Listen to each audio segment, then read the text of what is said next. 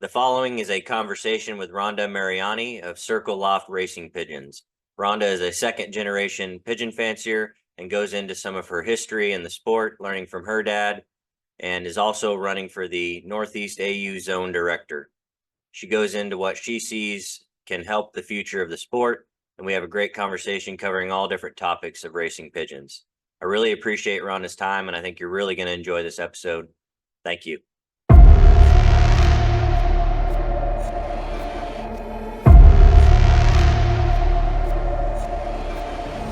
All right, Ronda Mariani, Circle Loft Racing Pigeons. Thank you so much for coming on. Thank you. Thank you for having me. Yeah, so this is exciting. How did you get started in pigeons? If I recall right, you're a second generation fancier. Yes, I get started with my dad, Ronald Mariani. He flew under Circle Up. He started me when I was a little baby, literally. And I guess it all got started with a blondinette. He had them as droppers. So I guess my memory that I have way back then was with this little black blondinette named Smokey. And I think that's what triggered everything. What was your So dad's name? his name was Ronald Mariani. Okay, Yeah, he flew on Long Island, and then also later on, before when he retired, he went down to GHC and he flew down there. that's great. So you got the bug pretty early with pigeons. Mm. At what point did you start competing and doing things like that? I guess, well, I raced with him for many, many years, since as long as I can remember. And I guess if I go back a little bit, after I remember being around like the droppers, he got me a little coop flights. I had like New York flying flights. He started introducing me to like the race team and racing and breeding and different things like that. And I remember, it's a funny story. The first bird that I competed with was actually a feral pigeon. So he had a poultry business in Brooklyn. So he would feed the pigeons, and one day he had a baby bird he brought home. Basically, is what happened. And I still remember. I remember as clear as day. He was like blue checker with like a bronzing through him, and I remember he let me train the bird. Like that was my bird on the race team that year. And I think we ended up training the little guy out to about 30 miles. And then he sat me down, and he was like, okay, so here's how this works. So, I don't want to push it and he doesn't come home and you get all upset. So, let's retire him, Yeah, and get into the team. So I'm going to say I had to be like, to really cognitively understand it, probably around 9, 10 years old. And I just remember pairing, breeding, going with him to train and so on. And then right about when I hit about a teenager, again, we always did things as father and daughter. Even like if you look at the digest when we won and we were in, there was always like a father and daughter team. I would say when I was about early 20s or late 20s, I think it was, I ended up moving and I ended up flying birds in North Carolina. And I would say that was the first time I really started to, kind of do it myself and be on my own. And then from there, I moved to Alabama. I kind of moved all over, and I chartered an AU club there. So we flew with the Wiregrass Club. I flew, and then Port Rucker Club was the club we charted.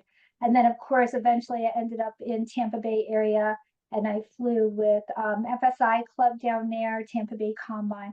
But I always was part of what he did. So right. I can't just say that I was like, oh, it was me. It was really a father and daughter team. Like everything I know, he taught me. It really was about that growing up. And even to this day, I miss him. He passed a few years ago. And just such I guess, an imprint they leave on you, so Absolutely. I totally relate with my dad and I's relationship, yeah, and I'm very fortunate that he's still around. And when I get something exciting, either race results, an idea for a mating or something, I can call him up yes, and talk to him. yes, And so it's very special, that bond. It's as you it said, it really imprints was. onto you for sure. So you It said your is. dad worked in Brooklyn, but you all lived in Long Island. Is that right? Yeah, we started off, we did the whole, I guess, immigrant thing and came into New York City, and he had live poultry markets in Brooklyn.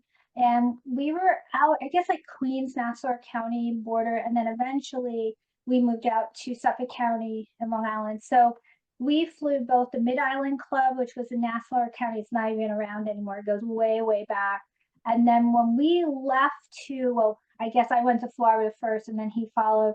We were with the Lindenhurst Club over there, Islip Club. I believe those clubs. I know Lindenhurst is still there because I have a friend there Hmm. that I'm giving birds to this year. What kind of loft did you all have? Because, in the New York City area, there's a lot of rooftop lofts, but Long Island, you may have been able to have one more in the backyard. What kind of setup did you all have? Yeah, it was definitely traditional loft setup. So we would have one thing he always did, and I do it myself today, we always had a separate racing loft because of disease and different things like that. We always kept things separate. So we would have a breeding loft, and usually that would be anywhere, 2 to 4 sections, depending what he was doing. And then we would have a 2-section racing loft. But traditional backyard, same thing in Florida when we moved down there, except they get a little bit more elaborate down there in the Spring Hill, area. But just your traditional type loft. But the one thing he taught me was always to keep the race birds separate, fly them separate. Yeah, that's great advice. And so what kind of pigeons did you all have back then? And Yeah. as you moved to North Carolina, to Alabama, to Florida, were you continuing the lineage in those areas? Were you Mhm. starting over? Go through some of that. Yes. So my dad acquired in the 1970s, early 70s, Habitant pigeons. And I still have all those families today, and I still breed them. I think we're one of probably the last lots that have them. So he acquired them there was a fellow named George Riker at the time, Bernie O'Cal. There was just a whole bunch of guys on Long Island. And we had them, I mean, I have them to this day straight. They were primarily like a dog checker type family, and then we had the typical like Blade had the blue bars. So we had both of those. I have, like I said, we did. If you look back at almost all of our birds, you'll find them in there. They're fabulous birds. And then I would say around the 90s, he bought gosh, probably about a dozen Campbell Strange birds, Jansons. Hmm. So he had Daguden, he had Heckenclack, he had Aristona, um, Napoleon. He had a few different families he got. The 3 families that I still have that, or you could still find in the lineage are definitely Heckenclack, Aristona, and believe it or not, the Napoleon cock. We have a lot. I have a black family of racing pigeons, and he's in there as a foundation. And then we had a friend in the UK, Nigel Colwood. He passed a few years ago too. He had Lefebvre the hens. I don't know if you've ever heard of that one. We brought in about a dozen from him too, and that's where we get 830. He was a ace pigeon. He had like 4 or 5 first place in young birds. So that whole family did really well for us. When we moved to Florida, and as I kind of went along the way, like I never had trouble getting birds. I'd go shopping in my dad's loft, basically. But as we moved down to Spring Hill area, Tampa area, there he started to get different birds in. So, from different flyers, I guess in the GHC Tampa Bay area. The one thing about my dad, and I guess he kind of taught me this too, he wasn't very concerned about like the names. He was more concerned about how the bird was, felt, conditions, different things like that, like the bird, the characteristics of the bird. And then he was concerned about, how the family of pigeons did. He never really chased too many names and things like that. He was an extremely successful flyer. I did really well with the pigeons too. So I would say if there was anything there, it would be the Lefebvre, the Hems, the Habnets, and the Jansons that I still see, like, when I look them up and stuff. That's incredible. That's incredible Mhm. history. That's really awesome. Do you remember the kind of system that you all would use in Long Island, and maybe the kind of pigeon versus what you did down in Florida? Did it change at all Yeah. with the different climate, or was Mhm. it similar? No, it was not similar at all. And I just moved back to the Northeast and it's not similar anymore either. It struggles is what it is. So on Long Island, it was definitely for us at the time, it was a bigger bird, a more full-bodied type pigeon, longer wing. You can even get away with flying a casty, type bird. Hmm. Definitely down south, GHC, it's speed. It's just speed. So I would say anything from a middle-sized bird, Right. say medium-sized pigeon. Anything bigger than that, at least for us, I'm sure there's success stories that are a little difficult. And then we did a lot of sprint racing because the GHC used to do sprint racing on Mondays. So even a smaller bird. When I moved Right. up here, I had to make some decisions because now being back in the north, I'm in the mountains. It's again a whole different, pigeon. Up here, less disease, less fungus, less bugs. I will say I do love the fact that there's less problems up here, a little more moisture than I like. In Florida, it's everything. You got to worry about mosquitoes. I mean, I've never seen things happen. And it doesn't matter what you do, it happens to everybody. It's just part of the moisture, the heat, the Yeah. bugs. So definitely different in that sense. I think up here, the biggest struggle is just keeping that moisture under control when you get those overcast days in the Northeast. So where are you now? I'm in Pennsylvania, Northeast Okay. Pennsylvania. Yeah. Beautiful, So beautiful it area took up me a there. while to get used to the weather with with the moisture. It's incredible up here. Yeah. And what are you doing as far as currently? Are you doing any club racing or is it one lofts or what are you doing these days? So right now I have a couple of good friends. So I'm sending birds out to friends. I've been doing that because I moved up here, I think only 4 years ago. So I also moved during the pandemic, which didn't help. So I'm all Right. settled, got the lofts built. So I've been sending out to one loft race. I did one San Francisco, Mike Bulis. We did really well there. Peach Classic. I had a few. So just different ones. And then I have a few friends, like I said, still in Florida and on Long Island. I'll send like a dozen birds to each and get them out that way and get them trained and raised. So that way you get to test your pigeons in different areas of the country, Yes, figure out what's yes. working. And are you getting these birds back to breed from? What's the plan after you kind of? Yeah, I do try to do that. I do try to enter things that you get the birds back. Um, Entered a few, like, they auction off and stuff. It gets a little tough, to try and buy them back and stuff. So I do kind of make commitments with old friends Hmm. and fly them that way. And then I'll get them back and made them together and do some things with them. I do a lot of like inbreeding and line breeding. So I do kind of play around with that a lot over, many years. But yes, I always try to get them back, maybe split around, because they do go through the trouble of racing them and things like that. So I always try to work something out. Yeah, that's a really good way to do it. So Mhm. what characteristics are you looking for in pigeons? Maybe something your dad passed on to you? Have you kind of Mhm. developed your own that you maybe be a little different from him or what kind of characteristics, physical traits are you looking for in your pigeons? So for me, I don't like casty birds. I know that's a big thing. I've always been my whole life. I like a really strong eye, and it's not that I believe in eye sign. I know that becomes a debate, but I do like a strong eye. I like a wing that doesn't have like the skip between the secondaries and the primaries. I like a very round body, a very pointy vent.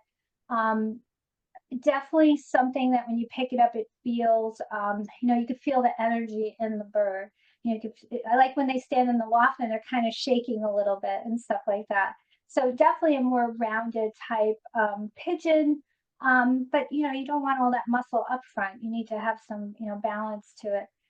And I guess it would be the throat, the body, the vent, and the wing. Those are always the thing. And then I do like, the eyes, what they look like. But I think with the eyes, if you like something, you'll start to breed it over the years. You get that style Yeah, um, in the loft. So those are some of the characteristics I like. that's great. And correct me if I'm wrong, or maybe you did this in the past, I don't know if you still do, but did you do pictures, cut out pigeon pictures and stuff? Because I was talking to my one of my best friends, Steve King, Fast Lane Loft here in Tulsa, and he has a hen, his best hen, one of the best hens he's ever had, Miss Oklahoma. And he said, "Yeah, Rhonda did that picture for me." I said, "Oh wow, I'll have to tell her that." His Yeah, bloodline still goes back. So oh my goodness, many, many moons ago. Yep. So I guess it was around the 90s. I used to my background was in art. And then I went into graphic design, and then now today I'm a professor. I end up teaching, arts and all that. So I started off doing a lot of graphics for different pigeon people, and then it turned into a business. And then from there, I used to also teach photography. I started photographing my dad's birds, and I led to a friend. And then before I know it, I was able to make pretty good money at it. And Yeah. I know they flew me like to Kansas. I went to Puerto Rico, all over for a long time photographing the birds. I don't do too much of it, today just because I'm busy with everything else, but I did it for many years. Yeah. And I go to the shows, so like show homers, I've done all different types of pigeons, and I enjoy it. I love it. That's awesome. Yeah. I was, That's very cool yeah. that he still has the bird. Yeah. Yeah. I'll Yeah, have to have him send me that picture. I'll show in there. that's really neat. But yeah, his birds still go back to that pigeon. Uh, Wow. so what kind of loft setup do you have now since you had to move again to Pennsylvania? What are you set up now? Well, Breeding loft or? yeah, I totally lucked out because if anyone's familiar with Pennsylvania, they had the old chicken houses. So what the property that we got has a two-story, and they kept it immaculate. So it's all cement bottoms. It has the upstairs to it that fully you could walk in and everything, electric, everything. So what I did was I took that and we remodeled everything, put a nice, I think it's like 5 foot by 30 foot aviary on the front, divided it in two, and that's my stock loft. And then I have a 3-section breeder loft separate, and then I have a 2-section race loft. So it's pretty much the same traditional setup, backyard type loft. But we were very fortunate to get this, I guess they used to call them like the Dutch coops or something. They Right. used to call. Yeah, it had windows, electricity. I wasn't worried about the house. I'm buying it for the For the loft. loft. So Yeah. this is perfect. Yeah. That's a pigeon that you're crazy about pigeons when you look at it that way. I like Yeah, that. I was like, this is the property we're getting. And you knew it was the one when you saw that, right? Exactly. And so what are you doing for your breeders when breeding season is approaching? Are you medicating? Are you vaccinating? What do you like to do to get your birds prepared? And then let's transition into what you do for your youngsters as they are getting ready to wean. What are you Yeah. doing for that? So for breeding, I know there's all the debate with natural and all that, but I'm pretty much old school. So about a month before, I'll go to pair. I will do like amoxicillin for 5 days. And then I'll do my worming, canker, and coxy. So sometimes like 6 to 4 weeks before I pair them. We've been doing it forever. I have birds, they don't pass away. They're 18. I have so many old birds right now. We had to put up a separate little like Rubbermaid loft, type, just so they could retire. They can't Retirement. walk, Yeah. Yeah. so I don't know. Yeah. um, and then I do a lot of natural stuff though. So I do a lot of like apple cider vinegar with Primalac 3 days in a row during the week. I do the oregano stuff, but I do before I go to do anything, I do medicate. I only vaccinate for young birds. I'm a little bit crazy with vaccines too. Like I even with my dogs, I don't like to give um too many things like that. And that could just be me. Some people are like, oh, they're the greatest thing, the sliced bread. For Sure. me, I worry it's too much. And again, if you ever came and visit my loft, you'd be like, oh my gosh, I have hens, that are 12 years old laying eggs, no problem. Right. So I don't know. Young birds, after I get done, when they're ready to transition into young bird coop, I do PMV or rotavirus, I do pox, I do paratyphoid, typhoid. I do all that, and then I'll do a booster too with that. So I do get them for the races just because they have so much exposure. Mm-hmm. I will get them all that, and then I'll put them on. Another thing I guess I do is I give them all they want to eat when I transfer the young birds over to the race loft. I keep them on the breeder feed really until I start training, not training, but loft flying and things like that. I love Tolleson and Vet Schroeder, I think is how you say it. Mm-hmm. I love their products. So I do use a lot of their products with the young birds and their vitamin for the breeders. I had success with their products. So what are you doing breeding wise whenever you're raising babies? Are you gritting every day and feeding all they want every day? What's the process for you when they're laying eggs and feeding babies and whatnot? So they get all they want to eat, never skip a meal, everything that they want to eat. I do Versalaga with Purina green pellet. And then sometimes, depending on the year, I don't use a lot of pellet, but I do put a little bit, maybe 10% of the whole mix. And I'll put maybe like a good high-end protein chicken pellet in there. Depends, but they always have like about 10% pellet.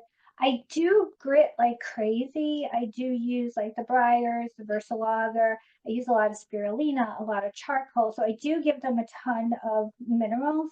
I give peanuts every day with safflower. So at the end of the day before bed, they all get like a little treat of peanuts and white safflower. I do put black oil of sunflower seeds. So they get a Right. really robust mix to go through.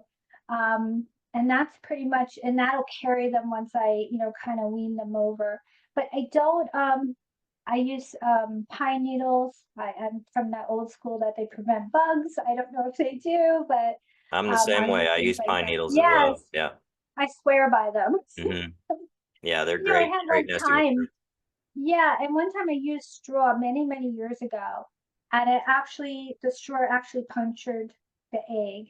Oh I still goodness. remember that. Yeah, and I never ever went back. It was kind of, I just never bothered with it. I had that experience. And I do think they help with the bugs a little. Yeah, every year my aunt and uncle have a bunch of pine trees by their pond. So every year we go and get Rake it 10 all up. trash, yeah, rake it all up, get about 10 trash Yes. bags worth to last the whole year. Because when I ship to one lofts or ship to customers or anything like that, I always do a bedding of it because it's really good. Exactly. Yeah. Yes, yes. So once your young birds are weaning, are you using any products or anything at that point? You said you're using the Primalac and some of those other products. Do you just continue that in the water? Yeah, so all birds, any bird, whether it's stock bird breeding or racing, I try to do 3 days in a row of apple cider vinegar and Premolac. I love Premolac. I'm a big fan of theirs too. And then on the other days, I guess for the stock birds, they'll get that. They'll get a poultry vitamin I have, and then I use red cell on Sundays. For the breeders, I do the 3 days of the apple cider and Premolac, and then Tollicin I give them. And then I do the same thing once I move over to the young birds. So the young birds and the breeders follow the same. The stock birds I do use like red cell once a week and stuff like that. And then I Yeah. will also mix oregano in like with the apple cider vinegar and stuff. Yeah, that's great. And Mhm. so what age do you kind of prefer? Do you think that the youngsters are ready to be shipped out to your friends, be shipped out to one lofts? What do you prefer on that? Do you have a time frame? So what I judge by is how it looks under the wing and if it's eating. So every bird is different. So I know some people are very strict or like, 6 weeks it's doing this, it's on the floor, everybody's feeding. I don't usually do that. I let them stay in the nest the whole time. And when I see them starting to bop around and it's nice and dry under the wing, I put little bowls in their box too, and I see them pecking. I'll start to then, consider, okay, it's going to be time to, give them to my friends. So I can't say it's an exact timeline. It's just when I feel the bird feels, comfortable with itself. That's great. Yeah, they're not robots, right? They have to kind of adapt to what's No, going they're on. not. And each one is different. Hmm. Absolutely. It's true. Yeah, they mature differently. So what was your training methods that you learned from your dad originally and maybe how you had to adapt them being in different parts of the country? What did you guys do when you were racing? Is there any systems that you had that you preferred to do? So we primarily race light system. We did dark system a few times on Long Island. We did really well with it. With Florida, just with the sheer heat and just the competitive enough of it, I guess, we would do light. So we would get everybody over, get them settled, get them loft flying really well. And in Florida, they start racing in September. So around, I think it was June or July, we would cut the ninth and 10th flight. We would pull the cover, pull the tail, and we would pox them. We would really, down there pull everything out. And then within 2 weeks, you start to see everything. I'm sorry, we would cut them, yes. And then in 2 weeks, when we would check for the pox, if it took, then we would pull the ninth and 10th flight. We also only did it depending on how many of, if the first or second flight dropped. So if a bird was a little bit more in the wing along, we would only cut the 10th, like Mm-hmm. just again, looking at each one Adapting. individually. Yeah. Right. Right. Yeah. So I would say light system and doing that. Up here in Pennsylvania, I pretty much follow the same thing. I do, light system too. I do cut the ninth and 10th. And I know some people, get all crazy about the tip being not long enough, but I don't know, in a year it'll be fine. So I need them for the races, kind of where you're at. So I pretty much follow light system. We did dark system a few times on Long Island, and I remember one year, it was a crazy year. We did it, and we had a small team. I think we only had like 50 birds that year. And we went to do a training tour toss. We don't know what happened, and we like lost everything. They were trickling in for a few days. It was horrible. My dad had never seen him so gutted. Mm-hmm. But that same year, we had this one hen, the $23,000 hen, we called her that same year. She won the SNF and then 2 weeks later won the NSBR fraternity. So I don't know what happened, but that was the last year we did it because he was, sick to his stomach. I remember telling him, don't worry, it'll be okay. They'll Yeah. come home because you're younger, I think, Yeah. Now when they don't come home, I feel like how he used to, and I understand now. Yeah. Absolutely. It's always Yes. a tough day when But those types of tosses happen. yes, I just don't know where they go sometimes. I feel Yeah. so bad. I'm like, where did they go? What kind of training were you all doing as far as distance and direction and all that? Mhm. Was it more loft flying, road training? What were you all into doing, and how did it adapt? So up north, it was a lot lighter. So of course, when you're first getting them started, you're kind of getting them but going, in training. Once the races started, if we would race Friday for Saturday or Saturday for Sunday, depending, then they would get maybe 2 or 3 tosses, midweek. So like, at least depending how many miles would determine, how many days rest. In Florida, though, it we were training. I mean, it's so strange because you would think with the high heat, and you have to be careful because you could, from my perspective, you could really burn out birds down there fast if you're not careful, But we would go 35 and 45. Like we would keep hitting 35 and 45, and I don't do that as much up here. Like I'll do 35. I feel like I'm training a lot less, up in the Northeast than I was in Florida. And I don't know if it's because it's faster down there, the winds, I'm not sure. I couldn't really say. But down there was a lot more loft fly them. When they were real young, we would loft fly in the morning and then pack them up, after the heat of the day and toss them. So it was different things like that. Up here too, I remember on Long Island, we would do a lot of short tosses, like 10 miles, 20 miles, 10 miles, it was just different type of conditioning that you were getting in. But I just remember down there, like, I felt like every day, crack the dawn, you were up, taking birds somewhere. Whenever you branched off on your own and you're racing on your own, the sport is made up majority of men. Did you feel like you were underestimated at all, or is it different, perspective wise for a woman racing? So I don't know.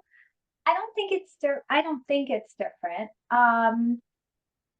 That's such a good question because I get that a lot. I'm trying to think how I could answer that. So I think I've been around it probably, in my diapers, right? I just remember going with my dad to the club at an early age. I remember everybody buying me pizza or an Italian ice, and there were all these men, they would show me how to put the counter marks, and things. So I don't, you don't know, you know what I mean? I don't, I just never really kind of thought. Now I don't know. No, I get it. I And mean, I I feel like think I'm that getting myself in trouble. no, I no, think it's, yeah. I think that you already have a certain level of respect just walking in because of the way you're raised and how long you've been around the pigeons. But Right, right, right. I just was curious about that. The sport mainly I think being men. If it had any. yeah. Would I want to see more women? Yes. I Yeah. really do. Because if you look at women, they probably tame some of the biggest beasts, which are horses, right? I think they would be great at pigeons. So I think, yes, I do think we need a lot more women. I think it's very important. I think if they could see it from different angles, I think we could attract more women. I also think it's how you're raised with them too. But as far as the guys, I've never had a problem. And I guess if they did say something, I would say something back. You don't take any crap, right? They would get a mouthful from me. Yeah, I like that. Yeah, my wife has her own team, and she has a really good I love intuition. it. Yeah, she has a very good intuition with the birds and has a very good bond with them. And she certainly sees things and has different perspective on things than I do. And so we're a good balance for Oh, each yeah, other on you're that. like a good partnership. Yeah, Yes, yes. yeah, And I do think the birds, and it's not with anyone, because I've definitely seen pigeon whisperers out there, but I do think women, the birds do react differently. I do think it's, it's just different, I sure. think. So, but yeah, I think yeah, I mean, it's all good. I love Yeah, it. that's great. So, is there a distance when you're competing that you like? Do you prefer young birds over old birds, or is there a distance that you prefer that's your favorite kind of race? Everybody has their kind of favorite type of race. What do you feel on that? I like anything probably like 275 and up. I think that's when our birds really perform. Like our birds, young birds, the last bird I had was in the classic. Right before it was actually the last bird my dad won with flew. I had entered in his loft. I was teaching down in Miami, I think at the time. So I sent him some birds, and just it was 400 and something miles, and he just chewed it up. He missed it by I think it was like 40 seconds because he wouldn't drop. So I think the way we've bred them as young birds, they mature fast, and they definitely like that kind of distance. Then I have a family of blacks that I've been playing around with since the 90s. And it started with my dad, brought home a few, but then I had a dear friend who also passed away, Waldo Sly, and he gave me some Remy blacks and some Houben blacks. And I have created this family. And again, the bird with the classic, and there was another black hen that I was bird with the classic, and I think I won average speed that year. Wow. They like to pound, like they just like that every week, 250. I mean, sometimes I swear they'll just keep going. So I think for our pigeons, it's anything around 250, 275 and up as a young bird. As an old bird, we did really, really well. We flew in Long Island. We stopped for a while because obviously, there's more fun for reasons than young birds. And in Florida, we did really well. We had a red family and almost like a dark checker type family. I would call them Pines 57. And again, that 400, 500 kind of thing. So we had some small ones for sprint that did well, diplomas, everything. But Mm. up here, I've actually kind of gifted a lot of those birds and stuff. They're just, they're too small, whether it's going over the mountains, I don't know what it is. That's It's interesting. much different. Yeah, I think it has something to do with it. I don't know. No, I agree. A couple of my buddies down in Florida say it takes a little smaller pigeon down there just with the heat Yes, and everything than the bigger birds yes. just can't do as well and handle that type Mhm. of heat. Mhm. Do you have a proudest moment with the racing pigeons that you can think of? Maybe it's something with your dad or something that you've done on your own that you look back on as your favorite moment in the sport. Yeah, I think it's when I topped the Tampa Bay Combine. Tell us It about was that. a good moment. I was flying the FSI club. I think I was their club secretary at the time. I can't remember. And I was kind of teased. They all would tease me in good spirit. A lot of them have passed away now, but they would always joke around. I fly a lot of color birds too, Mhm. even though they have really good genetics. I tend to always breed them. So now it's like almost everything I breed will throw something weird. Right. But I guess there's two moments for me. It was the Tampa Bay Combine, was a black hen also that I topped, beat the club. I beat them all, Yeah, everyone that's else. awesome. And then the second one I still remember was that same bird. It was a grizzle. His name is Bronson. And I still remember my dad, he was just not having a great year with the birds. And it was the night of shipping the classic. And I still remember in the table, He's like, you keep giving me these color birds. Everything's like, what do you know? And the bird was just coming all season, you know. I said, don't worry, just ship them. Just, you know, what do you want me to do? That's what they are. You know, we were actually, he was all frustrated, you know. And that morning, there he was. He lost it by like 40 seconds. He would not drop, and everybody saw him because you know how they fly down there. They're like, "We see the white bird." Yeah, He yeah, wouldn't yeah. stop. Yeah, you They know. could So spot I him. would say those two moments were awesome. That's incredible. So as much experience as you have in the sport, learning from your dad and being in different parts of the country and racing competitively and one lofts and everything, what where do you see the sport headed? What are some things we can do to promote, maybe improve? What do you have any thoughts on that at all? Yeah, I mean, I have a lot of thoughts on it. I think the first thing is getting along, right? I mean, just starting to build communities where we're really there for the birds and for the sport and for friendships and things like that. I think it has changed a lot, and maybe it could be because of the way social media is and technology and stuff, but I just remember a lot more type of friendships and the big conventions growing up and things like that. I think we need to find ways to try to bring that back and create that involvement. I think a lot of people are trying to do that. You know, I think there is goodwill to do that. But I think just, you know, being able to stop the bickering, you know, the grandstanding, all those different things, and really try to genuinely help people, get them interested in the sport.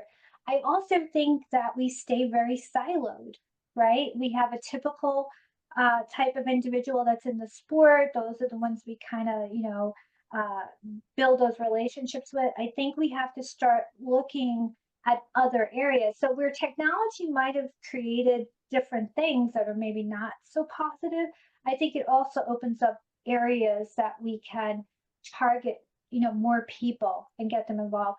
And I think it doesn't all have to be pigeon racing. I think the roads can all lead to racing, but I think there's more things we could do with children. I'm in a universities. You know, I think there's charities. You know, I think there's so many opportunities that maybe it's not racing, maybe it's showing pigeons, but it can lead to that road of racing. So, Yeah. I mean, I've watched it really, like, I'm happy seeing you, you're young, right? I mean, it's just, you know, but why was that? Well, because our parents, right, you know, whoever raised us or a grandfather or something like that, you know, how do we get that love and cross it over outside of families and get people interested? So there's something there, I think that, you know, needs to be really looked at, you know, and just really genuinely getting along and helping each other and doing more things like this. I mean, this is wonderful, you Well, know. thank you. Yeah, I've gotten a lot of great feedback from people with all levels of experience, from very experienced like you and I, and people that are brand new, and everyone's getting something out of this. And I'm very hopeful that this will continue to spread and raise awareness of the sport. And like you said, if it leads to somebody just maybe having a couple of pigeons, because as you Definitely. know, if you've had a bad day at the university or out doing whatever, Mhm. when you come home and spend time with the birds, it just gives you a sense of peace. It It removes everything. Yeah. So It really I've does. told, a lot of people that come home from military and different stressful Mhm. jobs that, Mhm. pigeons can really be therapeutic as well. So like you said, it doesn't have to be racing, maybe just having them No. and seeing how it goes from there. So, Exactly. Go to the children's hospital, get involved, have fundraisers, do little, you know, drawing things or something. Bring a bird, go to the children's cancer, you know, maybe put some paper out, let them draw the little bird in the cage. You know, there's so many things that you can, they're they're incredible creatures, right? And right. I don't think we get it out there enough. I really don't. Yeah. And I think, like you said, social media is going to allow for that window to open where we can get more Yes, word out and continue to spread it. And it needs to be as positive as possible because, as you said, there is bickering and exactly. controversy. But I think, from my perspective on social media, I think the bickering and the not getting along side of stuff is a much smaller percentage these days than it is a lot Mhm. of positivity. And I think Yes. that, you can certainly shape your in social media experience by following along with people who are doing positive work, who are putting out content. Like-minded. Yeah. Mhm. So I do think it's more positive than negative, but there are those out there who certainly seem questionable on what they want for the Mhm. future. Right, exactly. Um,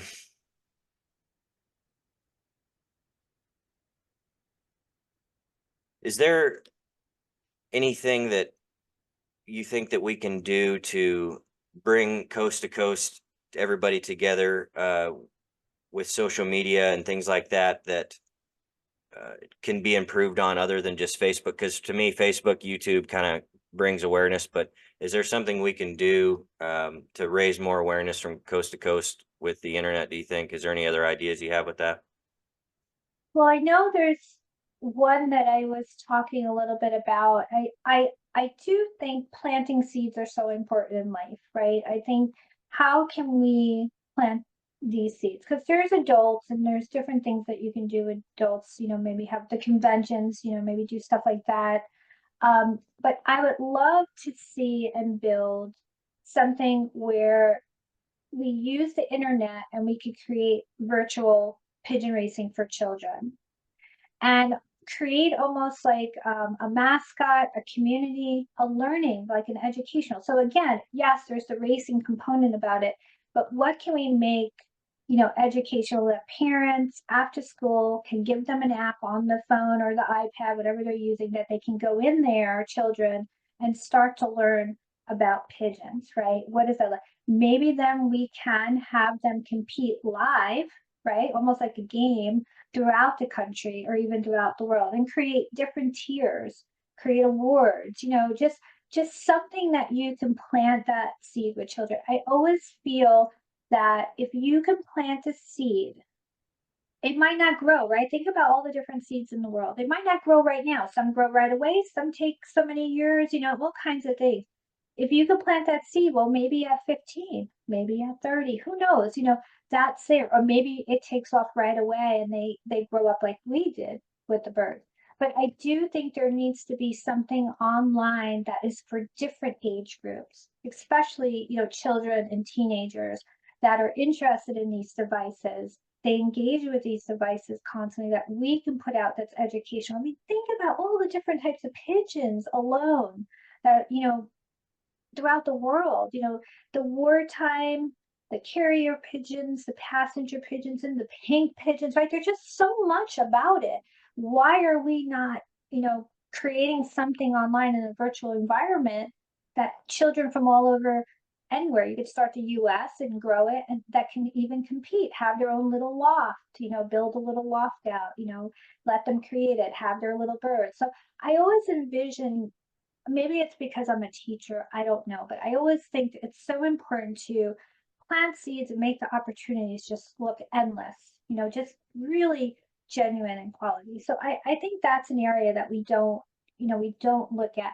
Another thing, um, when we see young families, like I have some friends, they're just having children, different things like that. We have to really think about the cost, what is the support that we're doing, or is there something we can do nationwide? Is there a kitty that we can create with funding to try and support? I don't know how many times I see someone in their late 20s, two children, a wife, and they're like, I can't buy that clock. Right. It's $1,500. I think that is, needs to be looked at. I think that's, the cost is always going to be there, fee to speed, different things like that. But I think there's some things that we need to reevaluate on how we're doing that. Do we have old clocks that maybe we can pay to be refurbished? That's Sure. something maybe one of the unions do. And then we lend them out, I mean, take in $100, as a deposit, they get the clock for the thing. But we have to really think about, if you're gonna get younger people involved, how are they gonna afford that? I think that's more ways to consider. So I think doing something virtually where you can kind of get children, teenagers, Yeah. things like that involved, and then looking at those families, I think they're critical. Yeah, I haven't thought about that. Some sort of game that people could play, kids could play, where they could customize their pigeon to look however they want Yes, it to wouldn't look that be and amazing? And they build their can loft how compete they want to against each build. other. Yeah. Yeah. Yeah, race the birds, see them online racing, in real time. I mean, you could really have that a lot of fun with it. It wouldn't be that much, I mean, it costs a little bit to build, but you could probably even charge a subscription. If you're giving something back and you say, hey, mom and dad, for $5.99 a month, you'll get education, you'll get pages to color, you get to compete, you get to build a lot. What is the value that you're giving back around the sport? People will be willing to pay for that, so that you can sure. maintain it and grow it. But, And it's things we have to think about. you could have tabs there where, would you like to learn how to do this, in your own Yes, backyard? And then it could send you to exactly. resources, as you're saying, where there's Mhm, resources on how to build a loft and resources exactly. on how to get set up right with a clock and bird, whatever Mhm. resources that can be connected to something like that. That if that gets one or two, three, four, however many kids, Planting those little people, seeds, yeah, it plants the yeah, seed, as you said, and grows it. That's awesome. yeah, I haven't thought yeah. about that, but that's a great idea. Mhm, mhm. Very interesting. And Thank you. yeah, I have done pigeon releases at schools and different places for Mhm. different events. My niece and nephew's school and different places. And one time I had a bird about 70 to 100 miles northeast of my loft. I got a call that Mhm. they found one of my birds there and he had hurt his wing. Oh, So I went up there to pick him up, and it was actually a children's hospital that he was in their patio garden area. So oh, actually took my race team with me and went and got him and showed the kids, all the birds I had, and we did a release, and the look on their face was awesome. It's just mhm. it's Well, a think great thing. about that. The same way we go to the loft and it clears our mind of the day, think about, like you did, bringing that team to children who are sick or not doing well. Think about how much you're going to clear their mind for that minute or hour, whatever it is. I think all that's so important, and it's long lasting. You know what? It's doing something really good for the planet, for the world, for people. Sure. So I think there's such a big picture here that we all have, and we were gifted, because I am very gifted and blessed to have my dad introduce me to these birds. Think about, that you can pass that on to someone else, or show that to someone else, through sharing. So I think there's just a lot of missed opportunities, like you were Right. saying, just something as simple as that.